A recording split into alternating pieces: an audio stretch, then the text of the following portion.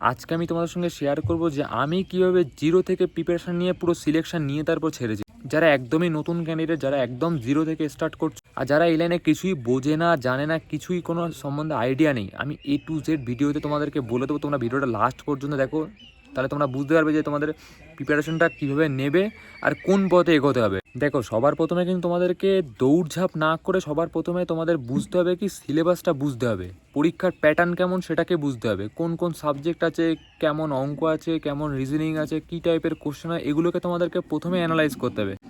এখন কিন্তু দৌড়ালে কিন্তু চাকরি হবে না, যেটা আজ থেকে 6-7 বছর আগে হতো যে দৌড়ালে একটু পড়াশোনা জানলে চাকরি হয়। এখন কিন্তু রিসেন্ট যা হয়েছে 4-5 বছর, এখন তোমাদেরকে কিন্তু ভালো করে পড়াশুনো করতে হবে। এই না যে দৌড়ানো লাগে না, অবশ্যই লাগে, ফিজিক্যাল ফিট হতেই হবে তোমাদেরকে, কিন্তু সেই যে কম্পিটিশানটা সেটা হচ্ছে আগে প্রথম তোমার কম্পিটিশান লড়তে হবে পড়াশুনোটা।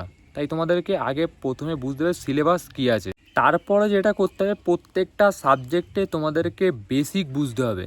এই না যে এই একটা ইউটিউব চ্যানেলে MCQ দেখাচ্ছে, একটা কোশ্চেন দিয়ে 4টে অ্যান্সার দিচ্ছে, এরকম করলে হবে না কিন্তু। ওরকম করলে আমি যেটা করেছিলাম, ওই 100টা করে একটা ইউটিউব ক্লাসে কী করে যে 100টা করে কোশ্চেন দেয়, তার উত্তর 4টে অপশান দেয়, কোনটা ঠিক হবে, এরকম করে তুমি কটা মনে রাখবে, পারবে না। তাই তোমাদের প্রত্যেকটা সাবজেক্টে, ঠিক আছে, জিকে জিএস থেকে শুরু করে ম্যাথ, রিজনিং, প্রত্যেকটা সাবজেক্টে বেসিক ক্লিয়ার করতে হবে। হ্যাঁ মানছি, বেসিক ক্লিয়ার করতে তোমাদেরকে 6 থেকে 7 মাস, যারা নতুন ক্যান্ডিডেট আমি বলবো না যে তুমি 2 মাস 3 মাসে বেসিক ক্লিয়ার করতে পারবে না, কোনো দিন পারবে না। যদি তোমাদের বেস ভালো না থাকে, স্ট্রং না থাকে, তাহলে তোমরা পারবে না, ঠিক আছে। যারা অ্যাভারেজ স্টুডেন্ট, তোমাদের কিন্তু 6 থেকে 7 মাস মিনিমাম বেসিক ক্লিয়ার করতে লাগবে। আর আমি তো বলবো টাইম যায় যাক, 1 থেকে 1.5 বছর সময় লাগুক চাকরি নিতে, বা 2 বছর লাগুক, কিন্তু তোমাদের বেসিক যতক্ষণ না ক্লিয়ার হবে ততক্ষণ তুমি চাকরি পাওয়ার আশা ছেড়েই দাও। সবার আগে এদিক ওদিক না করে তোমরা যে কোনো একটা নির্দিষ্ট জায়গা থেকে সিলেবাসটাকে বেসিক ক্লিয়ার করে পড়ার চেষ্টা করো। তোমাকে বেসিক ক্লিয়ার করতেই হবে, সে তুমি কোচিং থেকে করো, অনলাইন ক্লাস থেকে করো, ইউটিউব থেকে করো, বা তুমি কোনো ডিফেন্স একাডেমিতে ভর্তি হও, সেটা কোনো বলছি না, যেখান থেকে ইচ্ছা, যেখানে তোমার ভালো লাগে, ঠিক আছে, করতে হবে বেসিক ক্লিয়ার। তারপরে কাজ কি, যখন তোমার পড়াশুনোর লেভেলটা ধরো 1 মাস তুমি একটু পড়লে, যখন তোমার পড়াশুনোটা রানিং চলে আসবে, মানে তুমি একটা পড়াশোনার একটা হ্যাবিট বানাতে হবে, ঠিক আছে। এই না যে আজকের পড়লাম, 3 দিন পড়লাম, 4 দিনের দিন গ্যাপ দিলাম, এরম করলে কিন্তু জীবনে পড়াশোনা তুলতে পারবে না। তোমাকে সব কিছু ভুলে যেতে হবে, A to Z, মানে ফেস্টিভ্যাল থেকে শুরু করে বিয়ে যার কাকার বিয়ে, মাসির বিয়ে, যার বিয়ে হোক না কেন, ভাইয়ের বিয়ে, সব কিছু তোমাকে ভুলে কিন্তু পড়াশোনার দিকে ফোকাস করতে হবে। হ্যাঁ, তুমি একটা দিন সপ্তাহে রাখো, যেটা রবিবার বা যে কোনো একটা দিন তোমার ইচ্ছা, যে তুমি একটা জায়গা থেকে ঘুরে এলে, মানে বাড়ির কাছাকাছি, যেটা একদিনে তুমি ফিরতে পারো, বা বিকেলবেলাটা ঘুরে এলে, তাতে কী হবে, তোমার সারা সপ্তাহের যে একটা মানে ক্লান্তি, সেটা একটা মানে পরের সপ্তাহ থেকে তুমি ভালো করে প্রিপারেশন নেওয়ার জন্য তৈরি হয়ে গেলে। বুঝতে পেরেছো? তাই সপ্তাহে একদিন করাই যায়। এই না যে তুমি পড়ার ডেটে তুমি পড়া মিস করে এখানে বন্ধুর সাথে ঘুরতে গেলে, ওখানে বন্ধুর সাথে ঘুরতে গেলে, এরকম করলে কিন্তু হবে না। তাই তোমাদের কিন্তু পড়াশুনোটাকে, প্রথম কথা, এই লাইনে আসতে গেলে তুমি যে কোনো সরকারি চাকরির পরীক্ষা দাও না কেন, তোমাদের কিন্তু পড়াশুনোয় সিরিয়াস হতেই হবে। এখনকার ডেটে তোমাদের কিন্তু পড়াশুনো কিন্তু সিরিয়াস নিতেই হবে।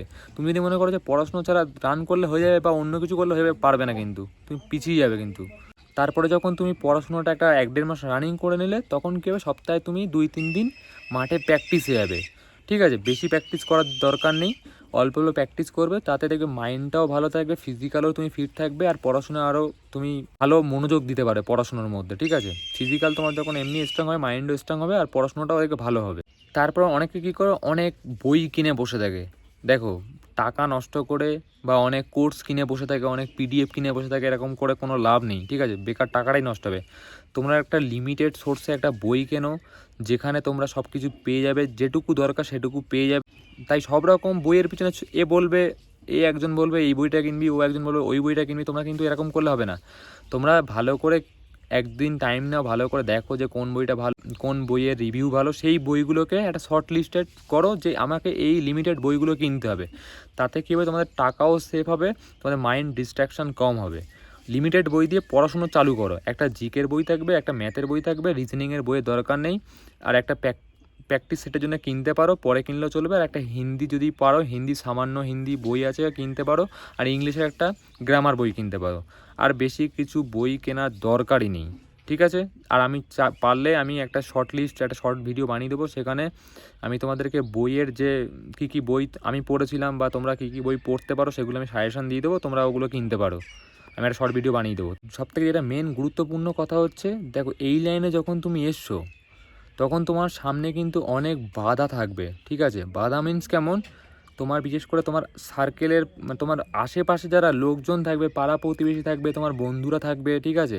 যে কাছের বন্ধুর কথা বলছি না, যে বন্ধু তোমার ভালোর বদলে খারাপই যায়, সেই সব যে বন্ধুগুলো থাকবে বা পাড়া প্রতিবেশী যে লোকজন থাকবে, তারা কিন্তু অনেক টোন টিটকানি কথা শোনানো থেকে মানে অনেক কথা তোমাকে শুনতে হবে। সে সামনাসামনি শোনো আর পিছনে লোক মারফত শোনো, তোমাকে শুনতেই হবে। এটা তোমাদেরকে, তুমি যে কোনো একটা ভালো কাজ করতে হবে ভাই, অনেক রকম অনেকে কথা শোনাবে, তাই ওদের কথা ডিমোটিভেট হলে হবে না। তোমাকে এমন একটা মনের মধ্যে জেদ রাখতে হবে যে ভাই আমি, ওরা এখন বলছে বলতে দে, আমারও সময়, ওদের এখন সময় আছে ওরা বলুক, আর আমারও সময় আসবে, আমি সেটা দেখিয়ে দেবো। আমি একদিন চাকরি পেয়ে এটাও দেখিয়ে দেবো আমি ইউনিফর্ম পরে বাড়ি ঢুকবো, ঠিক আছে? আর তখন পাড়া প্রতিবেশী থেকে শুরু করে যে তোমরা যারা হিংসা করতো বা যারা তোমাকে উল্টো পাল্টা কথা শোনাতো, ভাই চাকরি পেয়ে গেছিস, ওই নাকি চাকরি পেয়ে গেছি, এরকম যে কথা শোনাতো, তাদের সামনে যখন যাবে না, তখন ওরাই উল্টে জিজ্ঞাসা করবে কতদিন ছুটি, ঠিক আছে, বা ভালো আছিস তো, এরাই জিজ্ঞাসা করবে।